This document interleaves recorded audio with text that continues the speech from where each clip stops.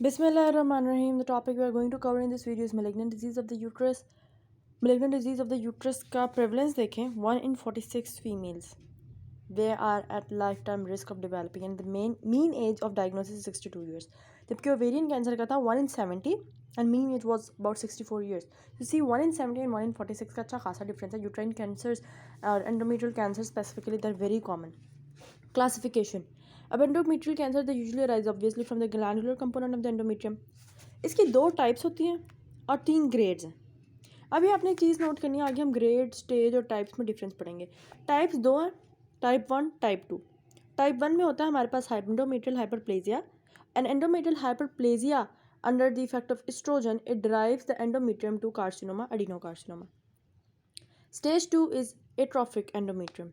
Type 2 is endometrium की atrophy होती है. It's a very aggressive kind of tumor जो कि under the atrophic condition, under the influence of estrogen and all other factors convert itself into high grade serous and clear cell histology subtype of endometrial carcinoma. It's very aggressive और बहुत कम होता है, 15% होता है type 2 atrophic वाला, but it's very aggressive. इसकी mortality बहुत ज़्यादा होती है.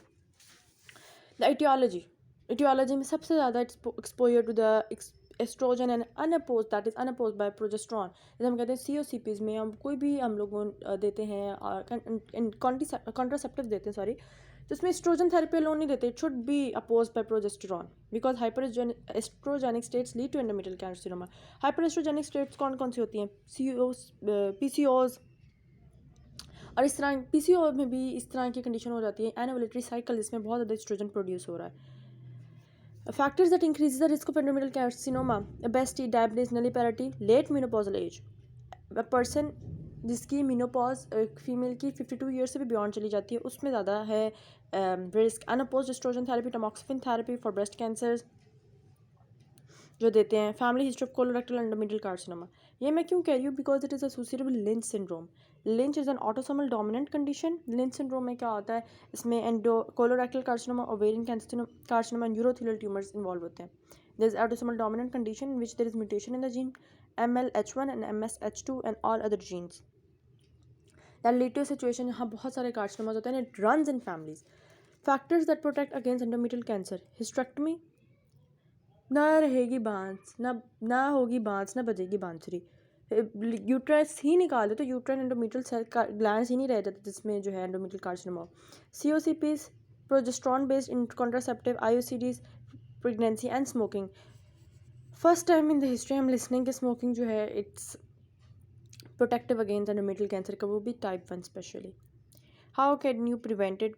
हार्मोनल कॉन्ट्रासेप्टिव सही दें, IUCD डिवाइसेस रखें. और women with Lynch syndrome they are offered and others who are having BRCA1 mutation या कोई भी ऐसी mutation that can lead to carcinoma तो उनकी प्रोफाइलेक्टिक हिस्टेरेक्टमी कर देते हैं. स्क्रीनिंग इज़ प्रोवाइडेड लेकिन वो स्पेशली सर्वाइकल स्मेयर्स के लिए, सर्वाइकल कैंसर कार्सिनोमास की प्रोवाइड होती है. What are the clinical features? The main and the best red flag on which you should be asking the patient to undergo endometrial biopsy and sonography scan that is postmenopausal bleeding. Postmenopausal bleeding in females of older age या फिर women with complaint जो premenopausal women है, they come and complain of irregular intermenstrual bleeding, abdominal pain, urinary dysfunction, bowel disturbance and respiratory symptoms. Signs of endometrial cancer include bleeding from the cervical os. Bleeding हो रही है तो cervix में मसला नहीं है. Irregular bleeding हो रही है तो ऊपर से आ रहा है. अगर तो पोस्ट कॉइटल ब्लीडिंग होती है तो सर्विक्स में मसला होता है. हम कहते हैं ऑन स्पेकुलम आपको ब्लीडिंग ऑन सर्वाइकल ऑस मिलेगी. On examination there will be bulky uterus और bimanual pelvic examination. Most commonly there can be normal finding. लेकिन अगर नॉर्मल है तो उसका मतलब ये नहीं कि कैंसर एक्सक्लूड हो गया. Postmenopausal bleeding is a red flag. आप कौन सी डायग्नोसिस और what investigation you would go for? एक तो आप you careful inspection of the external genitalia, vulva, vagina in cervical cancer के लिए भी आप देखोगे you will go for cervical smear. Then transgenital ultrasonography scan, hysteroscopy, endometrial biopsy आप ये करवाएंगे. और फिर आप देखेंगे कि ट्रांसवेजाइनल पे if the thickness is less than 4 तो फिर cancer is unlikely, but if it's more than 4 then the cancer is very likely. You'll go for hysteroscopy too in outpatient setting under local anesthesia, especially those females who cannot undergo this procedure, those who have cervical stenosis or hysteroscopy is poorly tolerated, उनको आप general anesthesia भी दे सकते हैं local की बजाय. फिर आपने diagnose किया, डायग्नोस करने के बाद आपने करनी है स्टेजिंग। स्टेजिंग के लिए हम क्या यूज़ करते हैं? Magnetic resonance imaging, MRI use करते हैं। और एमआरआई के अलावा हम लोग मेटास्टेसिस को देखने के लिए कि मेटास्टेसाइज हुआ है कि नहीं हुआ और क्या उसका सिनेरियो, उसके लिए हम सीटी स्कैन भी यूज़ करते हैं, chest, abdomen and pelvis, to exclude distant metastasis. यहाँ पे हाँ, टाइप, ग्रेड और स्टेज की हम डिस्कस कर लेते हैं। अभी हम स्टेजिंग पढ़ेंगे जो फिगो क्लासिफिकेशन है। टाइप का बताया कि type 1 is endometrioid carcinoma carcinoma comprising of 80% of all tumours. और टाइप 2 जो सीरस या high grade clear cell tumour है और उसमें एंडोमेट्रियल क्या होती है? एट्रोफी होती है। And type 2 is very aggressive, carry a worse prognosis. Grading में हम क्या देखते हैं कि सेलुलर आर्किटेक्चर क्या, न्यूक्लियर आर्किटेक्चर क्या, न्यूक्लियस किस तरह, न्यूक्लियस की क्या फॉर्म है। तो histological analysis differentiate between a low grade and high grade. Low grade is highly differentiated, मतलब वेल डिफरेंशिएटेड, और जो हाई ग्रेड है grade 3 tumour that is poorly differentiated, it's more aggressive. Stage, अब stage में हम देखते हैं ट्यूमर का स्प्रेड, उसका साइज, उसका नोडल स्प्रेड, उसकी मेटास्टेसिस। तो TNM जो तीनों चीज़ें ना, TNM that tells us about the stage. अब यहाँ स्टेजिंग है।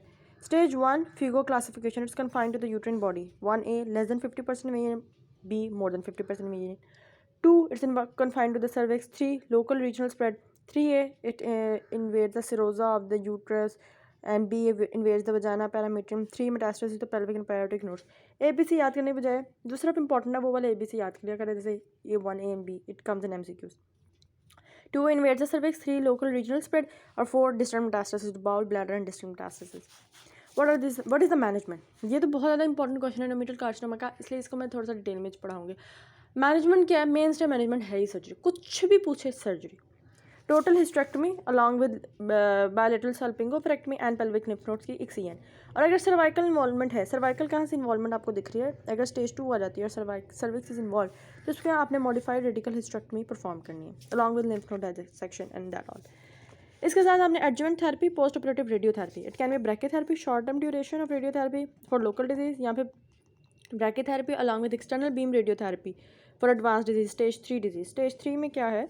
Local and regional spread of the tumour, तो उसमें आपने brachy along with external beam radiotherapy भी देनी है। Chemotherapy is given for advance metastatic diseases.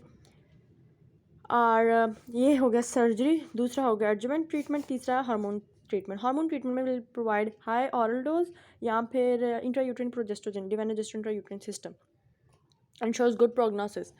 5 year survival rate stage 1 पे ज़्यादा होगा और ऑब्वियसली जो जो नीचे जाते जाएंगे स्टेज 4 पे कम होता जाएगा। sarcomas of the uterus they're not important, बस the only thing you need to remember is the most common types is leiomyoma sarcoma and carcinosarcoma। बाकी जो है वो इतने इंपॉर्टेंट नहीं है। और इनकी भी ट्रीटमेंट क्या है? सर्जरी। स्मूथ मसल सेल की ओवर प्रोडक्शन से बनते हैं। That's all for this chapter. जज़ाकल्लाह खैर।